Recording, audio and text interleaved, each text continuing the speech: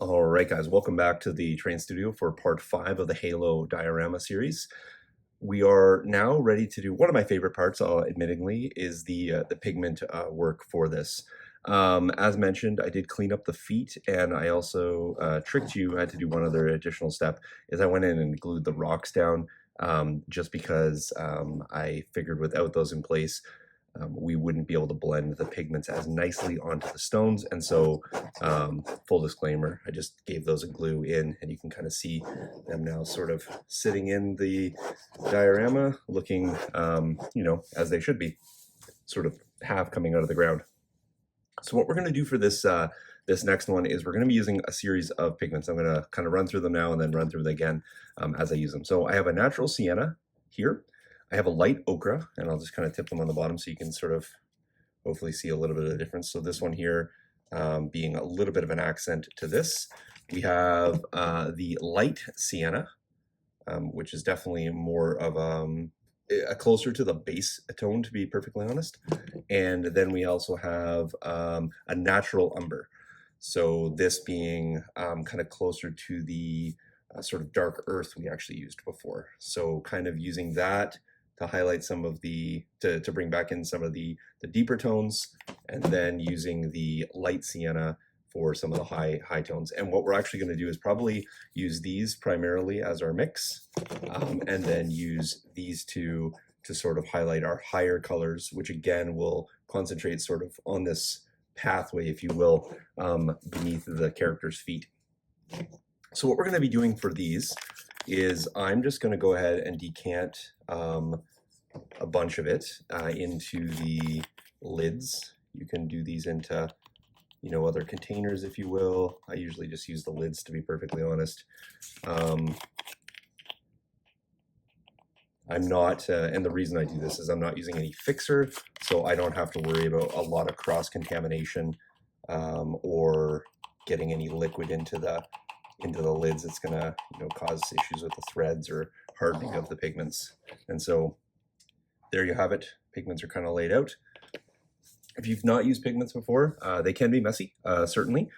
And again, high recommendations that you do this in an area that you can clean up, and it will do a bit of, staining, etc. It will come off, but it will make a bit of a mess, and you'll see that as we get going here. So for this, I'm just using a series of flat brushes. Again, just big ones, a bit wider than I was painting with. I want a bit more of a spade here so that I can really get some smooth actions and pick up a large amount of pigment. I'm going to go ahead and dust most of the floor to start with this brown and then work my way up from there. So I actually may need a bit more of this. I usually shovel out some of it, and then I'm going to go ahead and start spreading it around on the base. So I sort of brush this on, to be perfectly honest. People do pigments in a lot of different ways, but I do like to use a bit of a brushing action, and that gives me just really nice coverage. If you get a bit on your table, you can pick that back up. But I want to give the whole thing a dusting of this. And that really shiny look I was telling you before, you can see these two sections in contrast. This pigment's really going to knock that down and take a lot of that sheen away from this. Don't be afraid to get a little bit on your stones or other elements that you've added to your build. If you've added any debris or pieces of other prints perhaps, or some other elements that you may have added, these things are now, this is really a unifying stage. So we're trying to blend this together. I'm going to get a bit on the bottom of the feet as well, intentionally now. I want to bring that up. This is the idea, being that this is our kind of chalky layer that that as you're walking through, maybe a bit of that's kind of got up on your boot and your feet. And here with that layer before of the stone, I'm now going to bring that right up onto the lower portion of the stone. I want to blend that together. So really being generous with this first application. Anything that falls on the ground here, you can shovel up later, maybe grab back on your brush if you get enough. But it's also going to be used for a bit of a mix later on as well, as our two colors sort of fall off the diorama together, they'll blend, and we can pick that up and use that as a natural mix. And don't be afraid to get a little bit on the, you can hit the top of the stone a little bit. I'm going to keep most of it down to the bottom, but a little bit of brown up to the top of the stone isn't going to hurt anything. Now, I'm going to go ahead and just tamp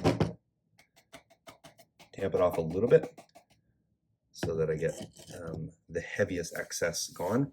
But you can really see that we've changed the tone of that. We're not done with this, but we're going to go ahead and set that aside. I'm going to swap over to another brush just to keep it a little bit cleaner to start here.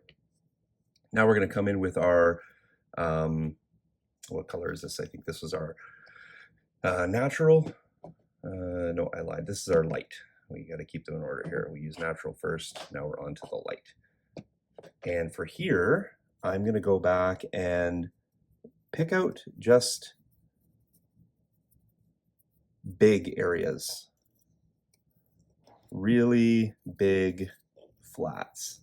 Not everywhere, getting some up on the toes and the feet, but I really want to hit some of the flats.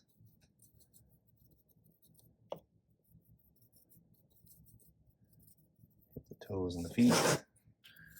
Lots of area that's flat back here, so I'm going to get quite a bit. Really lightening up this path.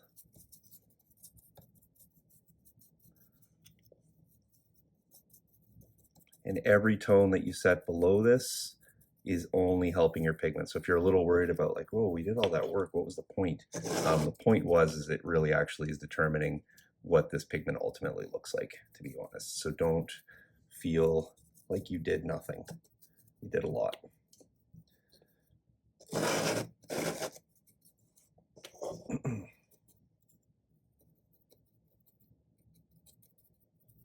Okay, I'm gonna go ahead and tap that off.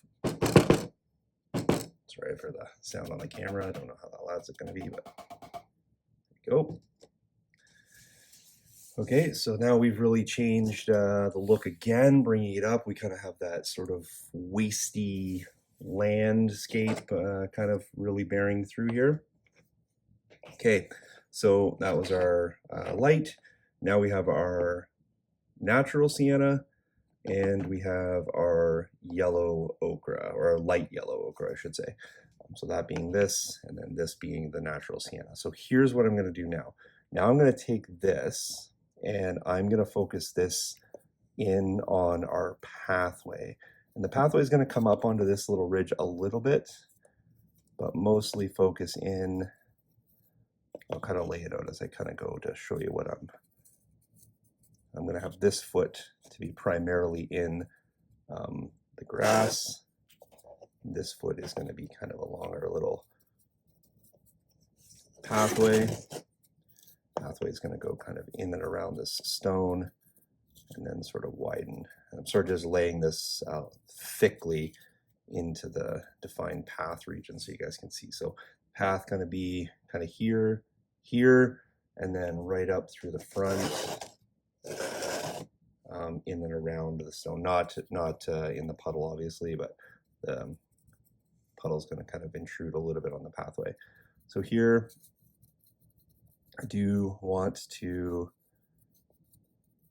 spread that out a little bit and blend it.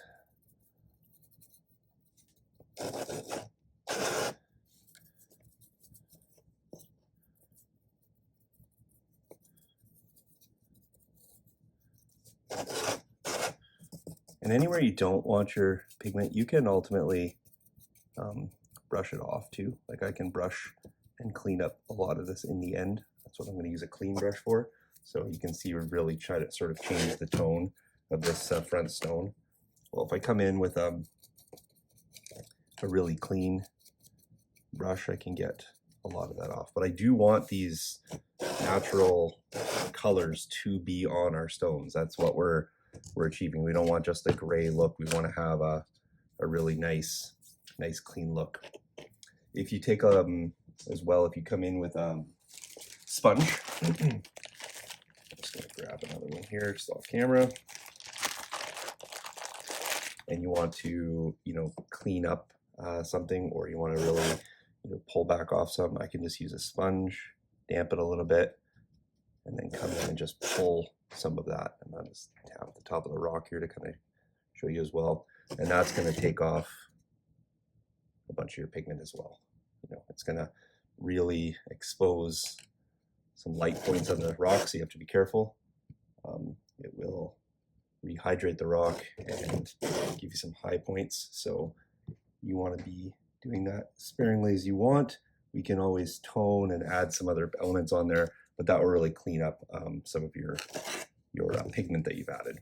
Now, without brushing this off, I'm going to come in and go right to the yellow ochre because I want to keep that path that I defined really identifiable.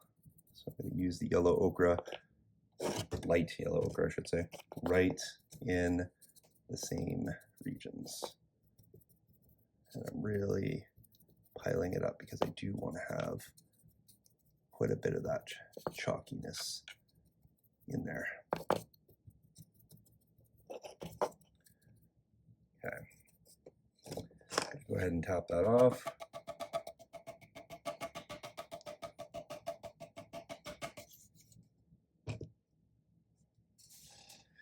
And hopefully you can see it's a little bit, it's more subtle, obviously. That's the intent. You don't want to have it too intense, but it's pushed away from the outside edges. Again, I'm just going to use this to move some of the trapped pigment. Grab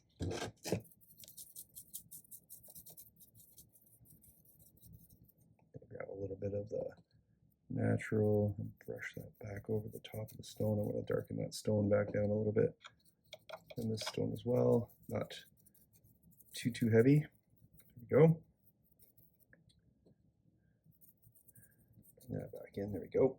Okay, and then this is where we can get into any amount of back blending or buildups that we want. So what I want to do now that I have my color variation, I'm going to come in with some of my pigment, and I'm going to actually start to darken down some areas again, because what happens when you brush off the previous, well, each time you brush off, some of the lighter stuff sort of blends and gets into your other spaces. Just when you're tapping it off, it doesn't follow the same path.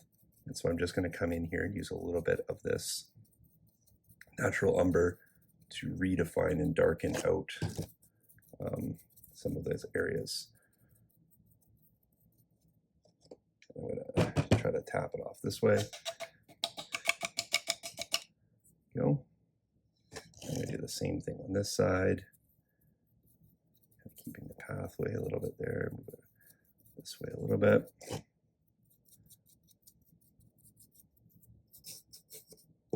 Some here I can use, which is great.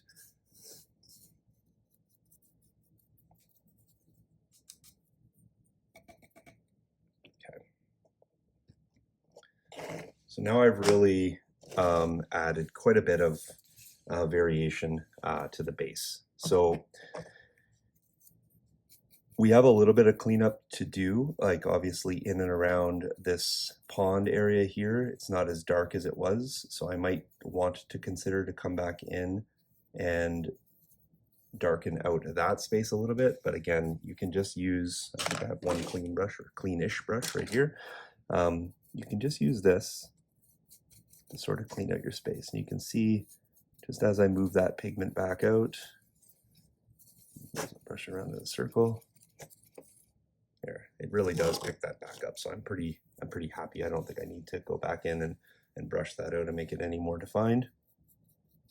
And you can keep moving and adding pigment as you see fit, where you see fit, until you get a really darkened or lightened tone that matches the look that you're going for. Remember, we did no texture on this base, so we're using this to sort of simulate or emulate our textured surface. And again, I wanted more of more of a packed or, Martian landscape, if you will, with a sort of wind-blown, sort of hard-packed clay or whatever surface this might be, because I'm going to have so much other vegetation. So you can really define that. And as I said before, it took down a lot of that shine that we had. And you can see that there's a little less hard contrast in the clay surface and a little bit more packed chalkiness. Now what I'm going to do off camera is I'm going to go ahead and seal all this in. And you can see our rocks really got more of the earth tones now in it and a little less of that gray. But again, that's what we're trying to do. This is a rock from the landscape. It's not going to be a strong gray against a sort of arid desert or arid landscape. It's going to be more earthy and have the same elements that are on the surface impacted and blown into them to kind of give you that look. And you can really see those tones. You can still pick out the greens and you can still pick out our high points, which is great. So now what we're going to do is we're going to go ahead and seal that whole thing in. And then once that's sealed, we're going to let that dry. And then we can come back in and start adding in our elements. We are going to have some lush elements to this. And that's going to be like where the fauna is going to be and the flora is going to be. So, we'll have maybe we'll add a little critter, etc. here, and maybe some, mushroom growths or some weird plant growth. And they're going to be concentrated, along this ridge, along the rock, and then really leave our sort of worn path and have really two distinct and contrasting looks. And I think that will make the base super interesting when we tie those two elements together. So we're going to go ahead and spray this off camera. And when we come back, it will be a little bit different. I will give you this disclaimer as well, that when you use a sealant on here, you are going to be locking in the pigment. And so the amount of sealant that you use, that's going to be helpful. However, when you do that, it will naturally change a little bit of the coloration. And so you'll get a bit of a darkening of this. Now, if you do that and you're a little bit concerned that it's darkened it down to too much, what you can do is give it a few minutes to sort of get past the tackiness and the wet and the puddling of the sealant, if it happens in any of the puddles. You can then come back in with your pigments, lighter application. And in fact, what you might want to do is get some pigment on your brush, and you can use a bit of a flicking technique, and you can give it a light dusting over top of your sealant. And that will really help to create even a variation amongst the pigments themselves, where you'll have your lower light pigment, and that will be the things that are locked in with the sealant, and then your nice dusting of pigment that goes over the top.